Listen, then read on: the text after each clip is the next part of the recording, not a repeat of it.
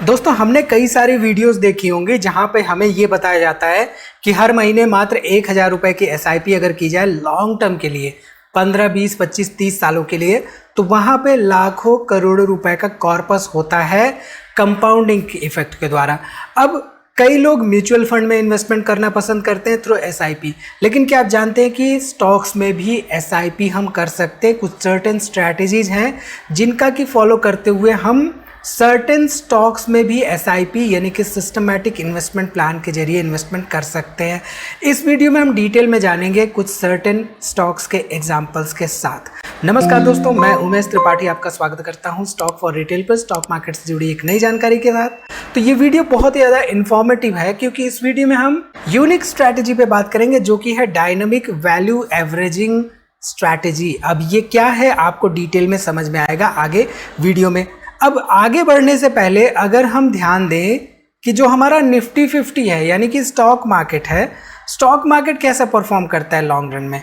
तो stock market हमारा, अगर मैं इसको स्क्वीज कर दूं तो बेसिकली स्टॉक मार्केट हमारा परफॉर्म करता है लॉन्ग रन में एक हायर हाई हायर लो वाला पैटर्न बनाता है। Higher high higher low, higher high higher low. तो बेसिकली जो नए हाइज बनते जाते हैं वो पुराने हाई से एक नए हाई पे रहते हैं, यानी कि हमेशा मार्केट लॉन्ग रन में आपको एक बुलिश मूव दिखा रहा होता है। अब ऐसे में यहाँ पे आप ध्यान दें तो मार्केट सिंस बुलिश मूव में है तो हमारी सोच ये रहेगी कि स्टॉक्स भी हमेशा लॉन्ग रन में बुलिश मूव में ही रहेंगे। अब ऐसे में कुछ कंपनियां ऐसी होती हैं जिनमें कि हम फंस जाते हैं। मान लीजिए आरकॉम है, आरकॉम एक कंपनी है।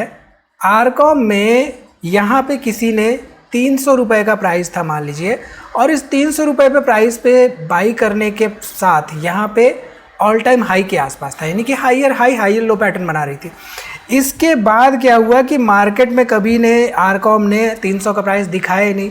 तो ऐसे में ये जो एवरेजिंग वाली हमारी यहाँ पे स्ट्रैटेजी है ये काम नहीं करती है। अब इस तरह के स्टॉक्स कैसे फिगर आउट करें कि भाई हमने जिसमें एवरेजिंग करनी है प्राइस की, जिसमें एसआईपी करनी है, वो इस तरह का स्टॉक ना हो, ये आगे आपको क्लियरली सीखने को मिलेगा। ठीक है, तो मार्केट हमेशा लॉन्ग रन में बुलिश रहता है और बुलिश रहने के साथ ही साथ हमें ऐसी कंपनियां पकड़नी होती है जिनमें कि हमेशा लॉन्ग रन में हायर हाइज हायर लोज वाला पैटर्न ही फॉर्म हो। अब इसके लिए कंपनी फंडामेंटली साउंड होनी चाहिए, तभी ऐसा चार्ट पैटर्न बना के देती है जिनमें कि आपको हायर हाइज हायर लोज वाला पैटर्न दिखता है। अब यहाँ पे सवाल ये आता है कि किस पॉइंट पे हमारी स्ट्रैटेजी होनी चाहिए कि हमें एसआईपी करनी है। ठीक है, तो इसके लिए बेसिकली हमारे पास 3-4 मूविंग एवरेज के इंडिकेटर्स होते हैं जिनको कि हम इस्तेमाल करते हैं। 9 डेज का मूविंग एवरेज, 20 डेज का मूविंग एवरेज, 34 के डेज का मूविंग एवरेज, 50 डेज का मूविंग एवरेज। बेसिकली आप ध्यान दीजिए तो ये सर्टेन एग्जांपल हमने ले रखा है। ये जो पर्टिकुलर कंपनी है वरुण बेवरेजेस लिमिटेड है। अब यहाँ पे हमारी सिंपल सी स्ट्रैटेजी रहती है।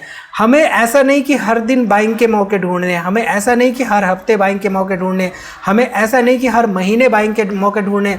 हमारी स्ट्रैटेजी सिंपल रहती है कि अगर कभी 50 डेज मूविंग एवरेज के आसपास आता है तो मूविंग एवरेज के आसपास आने के साथ ही साथ हमारी स्ट्रैटेजी रहती है यहाँ पे एवरेज आउट करने की, यानी कि कुछ सर्टेन नंबर ऑफ स्टॉक्स को जोड़ने की हमारी प्रोफाइल में। मान लीजिए कि हमारी प्रोफाइल में पहले से 5 कंपनियां हैं, 5 स्टॉक्स हैं सॉरी टू बी प्रिसाइज, और ये स्टॉक प्राइस यहाँ पे है 42 रुपये के आसपास। अब ये स्टॉक प्राइस 42 रुपये के आसपास होने के साथ ही साथ हम क्लियर कट देख रहे हैं कि ना तो ये 50 डेज मूविंग एवरेज के आसपास है, ना तो 34 डेज, ना तो 9 डेज, ना तो 20 डेज। तो ये हमारी करंट प्राइस पे यानी कि 42 पे कोई भी एसआईपी नहीं बैठेगी। अब प्राइसेस यहाँ से गिरते हुए आए और 50 डेज मूविंग एवरेज के आसपास नहीं आए तो ऐसे में भी हमारी बाइंग नहीं होगी। अब यहाँ पे बाइंग होगी इस सर्टेन पॉइंट पे जब प्राइस होगा करीब करीब 40 रुपए के आसपास। अब आप सोच रहे होंगे कि 42 से 40 ही रुपए तो हुए, कहाँ पे मुझे यहाँ पे 35 रुपए मिल रहे थे। तो सर्टेन स्ट्रैटेजी में हमें बेसिकली कोई क्राइटेरिया अगर नहीं मीट कर रहा है तो वहां पे नहीं इन्वेस्टमेंट करना चाहिए। सो जब जब ये प्राइस जो है 50 डेज मूविंग एवरेज के आसपास आता है तब तब यहाँ पे इन्वेस्टिंग अपॉर्चुनिटीज बनती है। अब कब इन्वेस्टमेंट करना है, कितनी क्वांटिटी बाई करना है, क्या ओवरऑल अमाउंट होना चाहिए इन्वेस्टेड अमाउंट का, ये सब बातें डिपेंड करती हैं हमारे ओवरऑल मनी मैनेजमेंट पे, यानी कि हमारा जो पोर्टफोलियो है, पोर्टफोलियो का साइज़ क्या है और एक सर्टेन स्टॉक में हमारा ओवरऑल इन्वेस्टमेंट कितना रहने वाला है। मान लीजिए अगर हम 100 रुपये मार्केट में इन्वेस्ट कर रहे हैं तो उस 100 रुपये में अगर हमारी स्ट्रैटेजी के हिसाब से एक पर्टिकुलर कंपनी में 7-8 रुपये से ज़्यादा इन्वेस्टमेंट नहीं करना है, तो यहाँ पे 7-8 रुपये के हिसाब से हमें कैलकुलेशन करनी होगी कि कब तक हमें बाइंग करनी है। बाइंग करने की कोई भी लिमिट नहीं होती है किसी भी कंपनी में।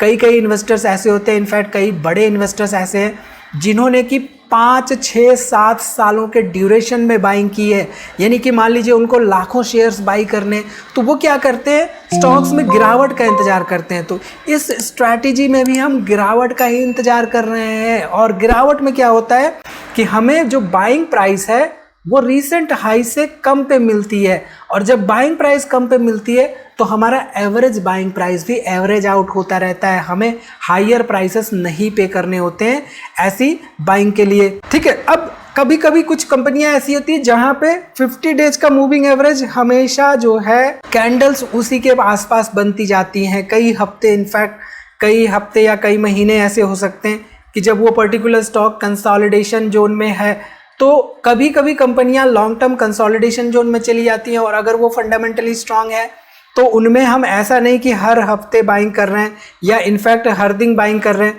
तो हमें फिर यहाँ पे एक स्ट्रैटेजी जो है डिफाइन करनी होती है कि अगर फंडामेंटली साउंड कंपनियां हैं और उनमें हमें 50 डेज मूविंग एवरेज कंसिस्टेंटली मिल रहा है लगातार कई हफ्तों तक, तो हमें ये देखना होता है कि कहीं 200 डेज मूविंग एवरेज के नीचे तो नहीं प्राइस चल रहे हैं, क्योंकि अगर 200 डेज मूविंग एवरेज के नीचे प्राइसेस चलने लगे तो ऐसे में हमें ऐसी कंपनियों में SIP करने से बचना चाहिए। फॉर एग्जांपल अगर ये पर्टिकुलर कंपनी आप देखिए, जो रिलायंस पावर है, राइट, यहाँ पे 2013-14 का हम एग्जांपल देख रहे हैं। करंट जो चार्ट्स हैं वो डिस्कस नहीं करते हम, ना कि कर भी नहीं सकते सेबी के रिसेंट रूल्स के हिसाब से, बट यहाँ पे पास्ट चार्ट से हम आपको काफ़ी अच्छी इन्फॉर्मेशन शेयर कर सकते हैं। तो आप ध्यान दीजिए 2013-14 के बाद काफ़ी लंबे समय तक ऐसा था कि 200 डेज मूविंग एवरेज के नीचे, 100 डेज मूविंग एवरेज के नीचे, इनफैक्ट 50 डेज मूविंग एवरेज के आसपास या उसके नीचे ही चलता जा रहा था।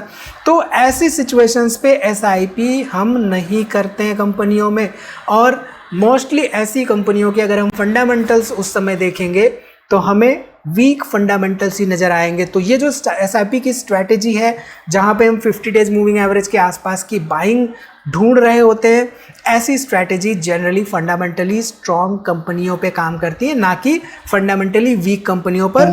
यहाँ पे टेक्निकल्स बेसिकली हमें फॉलो करने होते हैं, और टेक्निकल्स में अगर 200 डेज मूविंग एवरेज और 100 डेज मूविंग एवरेज के नीचे कैंडल्स बन रही है तो ऐसे में हमें अवॉइड करना चाहिए ऐसी कंपनियों में SIP करने से, ठीक है। चलिए, इसके साथ ही साथ कंपनियों के फंडामेंटल्स पे, जैसे कि हमने कहा फंडामेंटल साउंड होने चाहिए। अब फंडामेंटल साउंड होने का मतलब क्या है कि उसका जो ROCE है वो स्ट्रांग हो। यहाँ पे केवल 9.5% के आसपास दिख रहा है। जनरली हमारा जो ROCE है वो 10-15% से ऊपर होना चाहिए।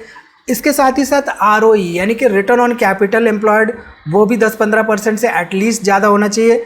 और कंपनी के पास डेट टू इक्विटी जो है वो 0.5 या इनफैक्ट 1 से कम हो तो चलेगा, यानी कि डेट टू इक्विटी 1 से कम होनी चाहिए, डेट का प्रेशर कम रहना चाहिए पर्टिकुलर कंपनी पर।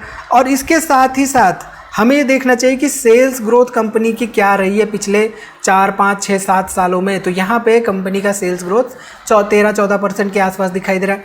तो बेसिक फंडामेंटल पैरामीटर्स हमें फिल्टर आउट करने चाहिए ऐसी स्ट्रैटेजीज़ को अपने स्टॉक की SIP में लगाने के लिए। अब यहाँ पे जब हम SIP की बात कर रहे हैं, राइट, तो बेसिकली हम SIP कर रहे हैं सर्टेन स्टॉक में। मान लीजिए हमारा एक स्टॉक है जिसका कि कंपनी का नाम है S1। अब इस S1 का प्राइस मान लीजिए 1000 रुपये पे चल रहा है, राइट। अब 1000 रुपये से मान लीजिए इसमें गिरावट होती है 20% की, प्राइस आ जाता है 800 रुपये पे। तो इस 800 रुपये पे अगर हमें 50 डेज मूविंग एवरेज के आसपास मिलता है ये प्राइस, तो हम क्या करते हैं, सर्टेन स्टॉक्स, मान लीजिए 2 स्टॉक हमने यहाँ पे बाई कर लिए। अब प्राइस जो है 800 रुपये से फिर से यहाँ पे चलता हुआ 1200 रुपये चला गया। अब 1200 रुपये से फिर से यहाँ पे 20% की गिरावट, यानी कि 240 रुपये की गिरावट आ गई और ये प्राइस आ गया 960 रुपये पे। तो 960 रुपये पे अगर 50 डेज मूविंग एवरेज के आसपास फिर से आ रहा है तो यहाँ पे हम बेसिकली 2 स्टॉक और यहाँ पे बाई कर लेते हैं। तो कहने का मतलब ये है कि हमारे पास 4 स्टॉक हो चुके हैं। प्राइसेस इस दौरान एक बार 1200 रुपये पे पहुँचे, एक बार प्राइसेस यहाँ पे 800 रुपये पे पहुँचे, रिसेंटली प्राइस 960 पे चल रहा है। तो यहाँ पे आप ध्यान देंगे तो 800 रुपये पे 2 स्टॉक यानी कि 1600 रुपये, 960 रुपये पे 2 स्टॉक यानी कि यहाँ पे करीब करीब 1920 रुपये। तो कहने का मतलब ये है कि हमने दूसरी बार जब इन्वेस्टमेंट किया 50 डेज मूविंग एवरेज के आसपास था, बट हमें पिछली बार की बाइंग से थोड़ा सा ज़्यादा प्राइस पे करना पड़ा यहाँ पे। तो ऐसे में लंबे समय में क्या होता है कि प्राइस हमें इनफैक्ट ज़्यादा पे करना पड़ रहा होता है, बट सिंस ये हायर हाइज हायर लोज वाले जो पैटर्न बन रहे होते हैं राइट, इनकी वजह से लो के आसपास बाई करने से बेसिकली हमारा एवरेज बाइंग प्राइस जो होता है वो थोड़ा सा कम हो जाता है। सो बेसिकली हम यहाँ पे डायनामिकली वैल्यू एवरेजिंग कर रहे हैं, ना कि म्यूचुअल फंड में हम क्या करते हैं। म्यूचुअल फंड में मान लीजिए एक बेसिक एग्जांपल आपको देता हूँ।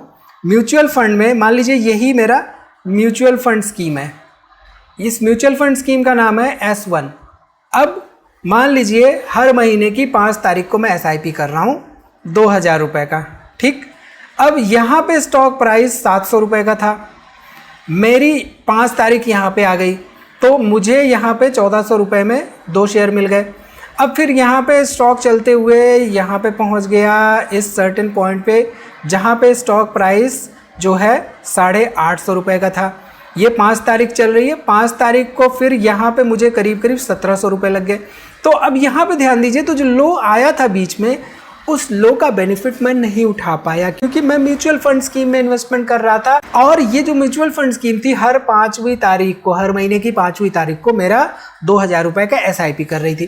तो ऐसे में मुझे एक तो ऊपर के बाइंग प्राइस मिले, दूसरी बात यहाँ पे जो एवरेज बाइंग प्राइस मैं रिड्यूस करना चाहता था वो नहीं कर पा रहा था। तो म्यूचुअल फंड में SIP करने पे मेरे हाथ बंधे रहते हैं, मुझे इंडिपेंडेंस नहीं रहती कि कब मुझे इन्वेस्टमेंट करना है और वहाँ पे स्टॉक्स में एवरेज आउट नहीं हो पाता है। तो बेसिकली म्यूचुअल फंड के फंड मैनेजर्स सर्टेन अमाउंट की इन्वेस्टमेंट करते रहते हैं स्टॉक्स में और उसका बेनिफिट पास ऑन होता है म्यूचुअल फंड यूनिट होल्डर्स को।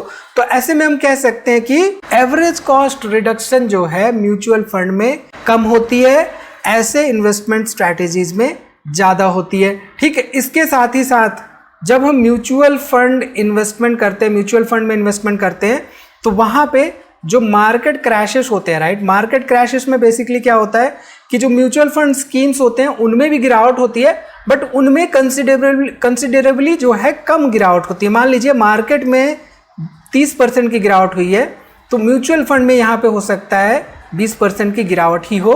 म्यूचुअल फंड्स जनरली क्या करते हैं कि सिंस वो इन्वेस्टमेंट कर रहे होते हैं सर्टेन इक्विटी बेस्ड स्कीम्स में या सर्टेन थीम बेस्ड स्कीम्स में, तो वो मार्केट की गिरावट के साथ अपनी होल्डिंग्स को रिशफल कर रहे होते हैं, तो ऐसे में वहाँ पे कम गिरावट होती है। तो ऐसे में एवरेजिंग का यहाँ पे बेनिफिट नहीं मिलता है, खासतौर पे मार्केट क्रैश जैसी सिचुएशन में। अगर मैं सर्टेन स्टॉक में SIP कर रहा हूँ तो स्टॉक में मान लीजिए यहाँ पे 40% की गिरावट हो गई, मार्केट में 30% की गिरावट हुई है, तो यहाँ पे बेसिकली मुझे अच्छी एवरेज बाइंग प्राइस मिल जाएगी। तो डायनामिक एवरेज कॉस्ट जो है वो मेरा कम हो जाएगा। तो ये बेनिफिट मिलता है जब हम ऐसी स्ट्रैटेजीज का इस्तेमाल करते हैं स्टॉक्स की SIP करने में, ठीक है। और इसके साथ ही साथ जैसा कि हमने बताया, अगर मैं 2000 रुपये का SIP कर रहा हूँ म्यूचुअल फंड में तो हर महीने मेरी जो SIP है वो फिक्स्ड है, मतलब रिगार्डलेस एनी सिचुएशन मुझे 2000 रुपये हर महीने डालना ही डालना है म्यूचुअल फंड में। लेकिन मार्केट में अगर 2000 रुपये की मैं SIP कर रहा हूँ तो किसी महीने मुझे प्राइस सिंस 1400 रुपये का है तो मुझे 1400 देना पड़ रहा है, किसी महीने 1600 का है तो मुझे 1600 देना पड़ रहा है, किसी महीने यहाँ पे मान लीजिए 2000 का प्राइस हो गया तो मुझे 2000 देना पड़ेगा, किसी महीने यहाँ पे मान लीजिए 2500 हो गया तो ऐसे में मुझे 500 रुपये एक्स्ट्रा देने पड़ेंगे। तो यहाँ पे डायनेमिक प्राइस है इस तरह की डायरेक्ट स्टॉक्स में SIP करने की, ठीक है। तो इसका एक एग्जाम्पल अगर हम लें यहाँ पे एक्सेल शीट में तो आप देखिए जनवरी, फरवरी, मार्च, अप्रैल में इन सभी में आप स्टॉक के प्राइसेस जो हैं कभी 350 का था, फेब में 380 का, मार्च में फिर घट के 320, फिर 305 हुआ, मई में 275 रुपये का हो गया। तो 50 डेज का मूविंग एवरेज यहाँ पे निकला हुआ है, राइट। 340, 345, 342, 340 और 335। तो आप ध्यान दीजिए डेविएशन यहाँ पे कितना निकल के आ रहा है। पहला जनवरी में करीब करीब 3% का, यहाँ पे फरवरी में प्लस 10% का, लेकिन उसके बाद देखिए मार्च अप्रैल मई में नेगेटिव 6%, 10% और करीब 18% के आसपास। तो ऐसे में इन्वेस्टमेंट यहाँ पे आप ध्यान दीजिए, तो अगर मंथली यहाँ पे केवल 5,000 रुपये की इन्वेस्टमेंट, यहाँ पे फरवरी के केस में 2,000 रुपये की इन्वेस्टमेंट, मार्च अप्रैल मई के केस में आप देखिए 6,500, 8,000 रुपये की इन्वेस्टमेंट देखने को मिल रहे हैं। तो मार्केट में बेसिकली प्राइसेस स्टॉक के कैसे चल रहे हैं उसके बेसिस पे हमें जो हमारी SIP अमाउंट होती है वो कम या ज़्यादा होती रहती है। तो ये बेनिफिट हमें मिलता है जब हम स्टॉक्स में डायरेक्टली SIP करते हैं। सो बेसिकली स्टॉक के प्राइसेस जब कम होते हैं तो हम ज़्यादा नंबर ऑफ शेयर्स खरीद सकते हैं, ज़्यादा SIP अमाउंट कर सकते हैं उस सर्टेन मंथ में। स्टॉक के प्राइसेस जब बढ़ जाते हैं तो हमारी SIP की अमाउंट कम हो जाती है। तो इन सब बातों का ध्यान रखते हुए हमें बेसिकली चूज करना चाहिए फंडामेंटली साउंड कंपनियां, और उनमें हम इस तरह की SIP स्ट्रैटेजीज क्रिएट करते हुए SIP कर सकते हैं। तो ये इन्फॉर्मेशन आपको कैसी लगी कमेंट करके जरूर बताइए। क्या इन्फॉर्मेशन आपको नई लगी, कुछ नया सीखने को मिला है, ये भी कमेंट करके जरूर बताइएगा। कोई भी सवाल हो इस वीडियो के बारे में तो कमेंट जरूर करिएगा। तो इस वीडियो में इतना ही दोस्तों, मिलते हैं अगली वीडियो में एक नई जानकारी के साथ। तब तक आप अपना बहुत ख्याल रखिए।